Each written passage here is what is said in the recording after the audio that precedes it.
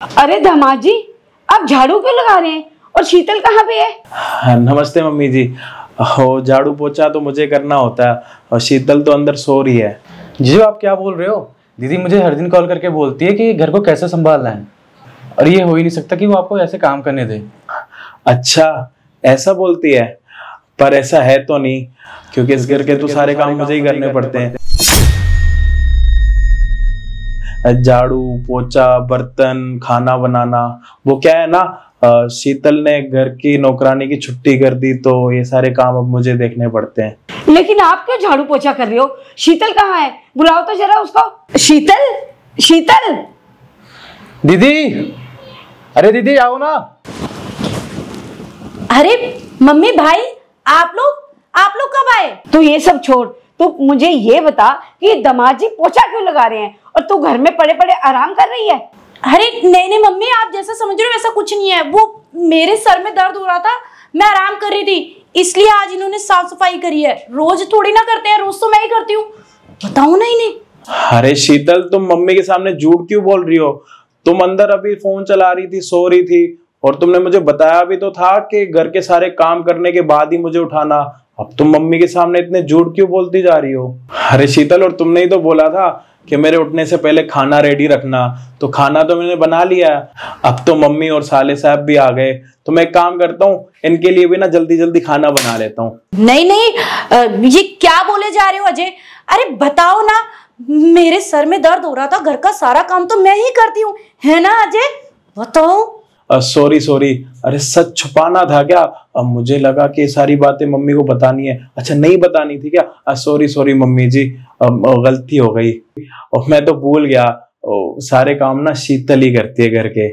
एक मिनट शीतल, ये दामाद जी क्या बोल रहे हैं? घर का सारा काम ये करते हैं? बर्तन खाना सफाई और यहाँ तक कि कपड़े भी ये धोते हैं? दिमाग खराब हो गया क्या? और तू क्या करती है? घर में पड़े पड़े आराम करती है? अरे नहीं माँ, मैं आपको बोल तो रही हूँ, आपको तो अच्छे से पता है ना, घर का सारा काम करना आता है मुझे, तो घर का सारा काम मैं करती हूँ। आज बस थोड़ी सी तबीयत खराब थी इसलिए इनको करना पड़ गया, तो इसमें इतना ड्रामा कर रहे हैं। हाँ दीदी, ये क्या हरकत है? घर में तो आप सारे काम करती थी, साफ सफाई देखती थी और मुझे भी बोलती थी कि सारे काम करो, और यहाँ पर आके आपने अपने रंग बदल दिए। जीजा जी से ऐसे काम करवा रही हो, आपको शर्म नहीं आती है क्या? अरे नहीं भाई, तू कम से कम मेरी बात को तो समझ। और तुझे लगता है कि मैं घर का काम नहीं करूंगी? और वैसे भी आज इनको इतना काम करना पड़ रहा है ना, इसलिए आज इनकी इतनी जुबान चल रही है, वरना आज से पहले इन्होंने इतना ड्रामा कभी नहीं करा। चलिए मम्मी जी, अब शीतल ने मेरे ऊपर झूठे इल्जाम लगा ही दिए हैं, तो मैं आपको एक सच और ही बता देता हूँ कि अब इस घर में तो हम दोनों को ही रहना है, तो मुझे शीतल की सारी बातें भी माननी पड़ेंगी। और आपको एक और बात बता दूं, शीतल ने ना मेरे मम्मी पापा को घर से धक्के मार के निकाल दिया है। मम्मी जी, वैसे भी आपकी बेटी ने ना मुझे ना साफ धमकी दे रखी है, अगर मैं इसकी एक भी बात नहीं मानूंगा ना तो ये मेरे ऊपर झूठा दहेज का केस लगा के ना मुझे हमेशा के लिए अंदर करवा देगी। तो मुझे इसकी हर एक बात माननी पड़ती है। क्या ये तुम पे दहेज का इल्जाम लगाएगी? इसने ऐसे बोला? इसको तो मैं छोड़ूंगी नहीं। अरे मुझे तो शर्म आ रही है ये कहते हुए कि ये मेरी बेटी है। देखो मम्मी और भाई, ये ना जो भी बोल रहे हैं सब झूठ बोल रहे हैं, और वैसे भी ये मेरा फैमिली मैटर है, तो आप लोग बीच में क्यों बोल रहे हो? आप लोग जाइए यहाँ से। दीदी थोड़ी शर्म करो, आपने जीजा जी को दहेज की धमकी दी है और आपने अपने सास ससुर को घर से बाहर निकाल दिया। ये सब सिखाया था मैंने तुझे? अरे तूने तो अपने सास ससुर को भी नहीं छोड़ा, वो तो तेरे माँ बाप के बराबर थे और तूने उन्हीं को घर से बाहर कर दिया। दामाद जी, अब मैं क्या बोलूं, मैं तो माफी मांगने के लायक भी नहीं हूँ, फिर भी इसकी तरफ से मैं आपसे माफी मांगती हूँ। अरे नहीं, आप माफी मत मांगिए। आप एक काम करिए, आप आए तो वैसे भी हो, तो आप एक काम करो, आप अपनी बेटी को ना मेरे घर से लेके जाओ। वैसे भी इंसान शादी क्यों करता है?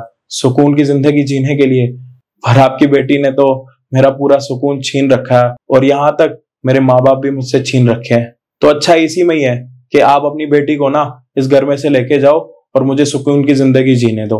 आप बिल्कुल सही कह रहे हो दामाद जी, इसे ना इसके कर्मों की सजा जरूर मिलनी चाहिए, और ऐसी लड़की को तो ना मैं अपने घर भी नहीं रखूंगी, अपने साथ नहीं लेके जाऊंगी। धक्के खाएगी ये सड़कों पे, तब इसे पता चलेगा। माँ मेरी बात तो सुनो। चल निकल जा यहाँ से।